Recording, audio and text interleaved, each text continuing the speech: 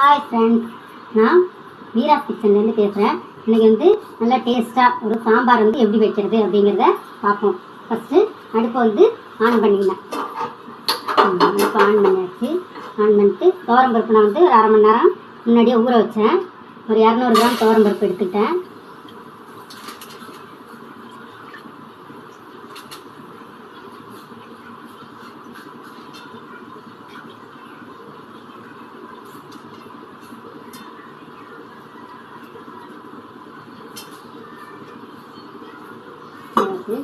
தண்ணி ஒரு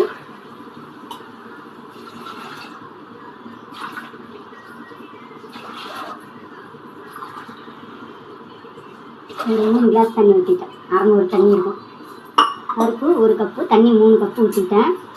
அடுத்தது நல்லா பூண்டு பல் ஒரு 10 பல், அடுத்து மஞ்சத்தூள், அடுத்தது ஆயில், அடுத்தது பெருங்காயம் போட்டு ஃபஸ்ட்டு வேக வச்சுருவோம். வேக வச்சுட்டு 3 விசில் இல்லை 4 விசில் வந்தால் போதும். வேக வச்சிடலாம். வச்சுட்டு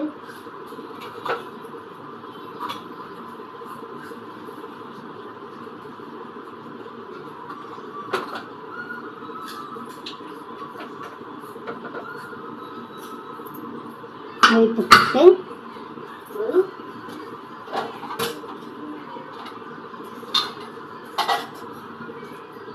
இதனால் இந்த பெருமணம் வச்சிட்டோம்னாக்கா தண்ணி வெளில வராது.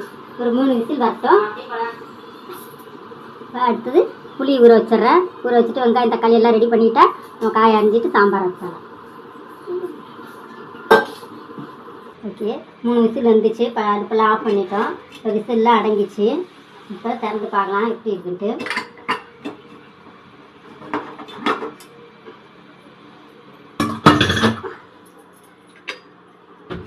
நல்லா நல்லா மட்டன் வச்சு பருப்பு இந்த படம் போடும் சாம்பாருக்கு.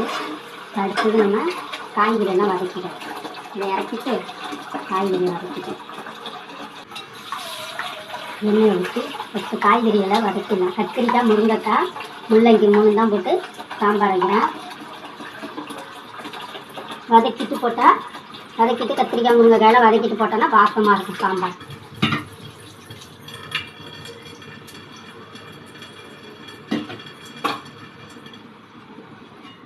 கத்திரிக்காய், முருங்கைக்காய், முள்ளங்கி இதான் போட்டுருவேன்.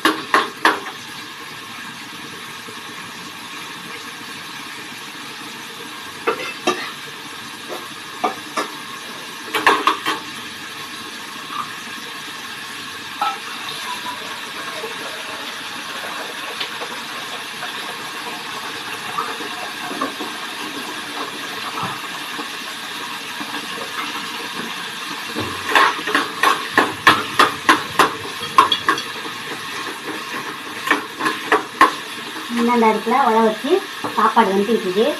சாம்பாருக்கு சாதம் வேகிறதுக்கும் சரியாகும். அடுத்தது குடமிளகா பொரியல் சாதம்.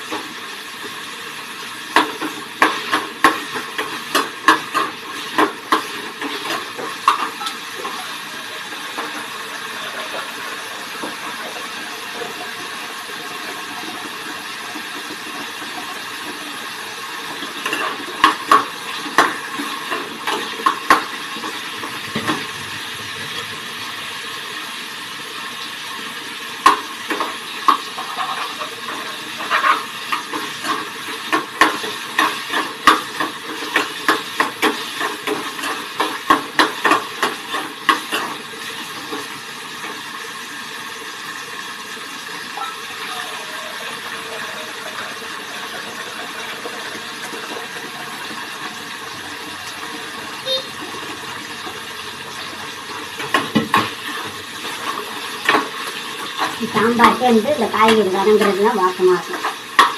வதக்கிட்டு போட்டால் சாம்பார் ஒரு தனி டேஸ்ட்டாகவும் இருக்கும், ஒரு மணமாகவும் இருக்கும்.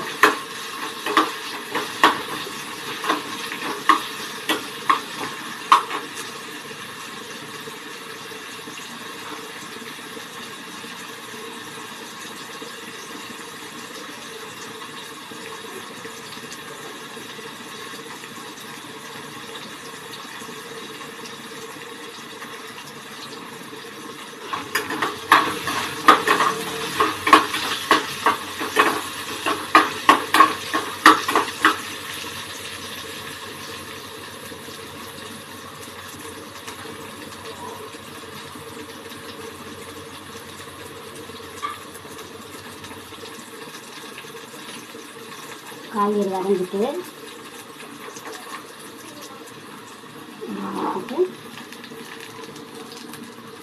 சாம்பார் குக்கர் அரிசியில் போட்டு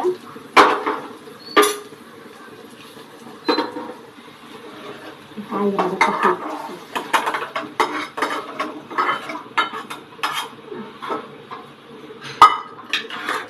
கொட்டி பருப்புக்கு தேவையான அளவு தண்ணி ஊற்றிடலாம்.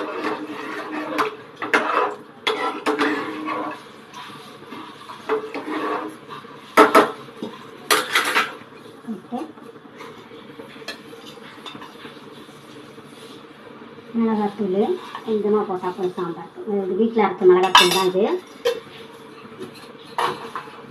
அதில் மிளகாத்தூள், தனியாத்தூள், மிளகாய், தனியா, மஞ்சத்தூளும் போட்டு அரைச்சிடும். பருப்பு வேகிறதுக்காக நான் வந்து மஞ்சத்தூள் கொஞ்சம் தான் போட்டேன். அதில் உப்பு போட்டு வெந்ததும்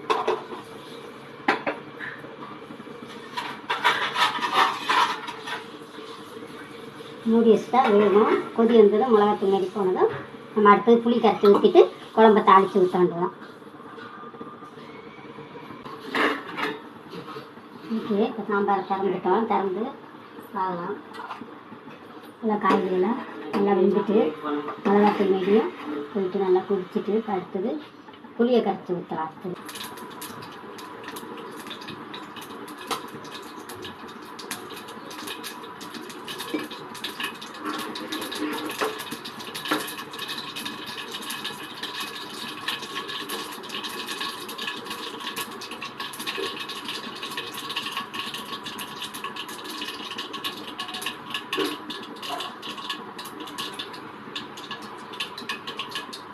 வச்சுட்டு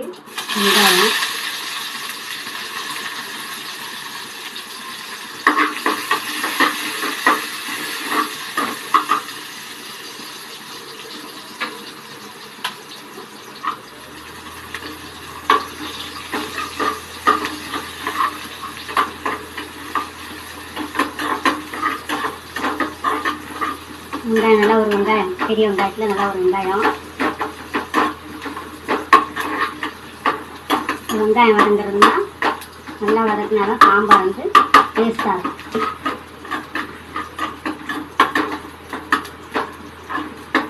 வாசம் வந்துச்சு, வெங்காயம் வதங்குறப்ப வாசம் வரும். அடுத்து தக்காளி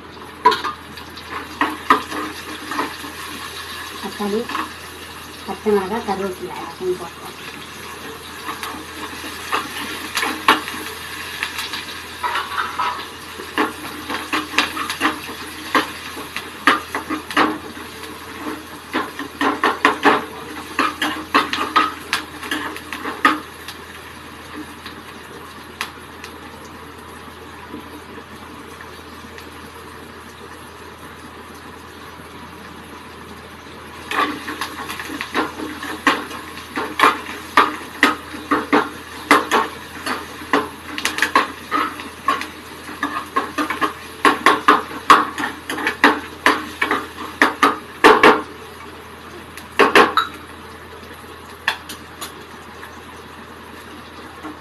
இதில் சாம்பார் நல்லா புளி ஊற்றினா நல்லா கொதிச்சிச்சு.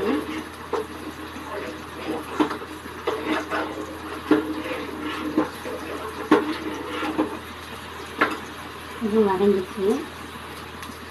எடுத்து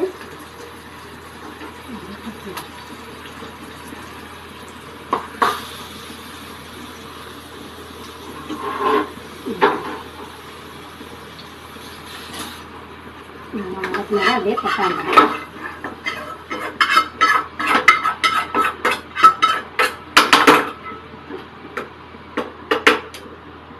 இந்த கடாயை வந்து இப்படி ஒரு கொஞ்சோண்டு சாம்பாரை ஊற்றி கழுவி ஊற்றுறேன் பாருங்க. இதுதான் வாசனை. கடாய் ஏறவில் கழுவியோட ஊற்றின சாம்பாரை எடுத்து அதில் ஊற்றி ஊற்றுறது வாசனை. சாம்பாருக்கு கமகமான வாசமாக இருக்குது.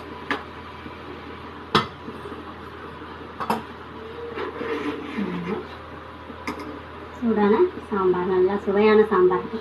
அதில் கொத்தமல்லி அரிஞ்சு வச்சுருக்கோம், அதை கழுவிட்டு அரிஞ்சு வச்சுருக்கோம், அதை போட்டால் ஆஃப் பண்ணிடலாம் அடுப்பு.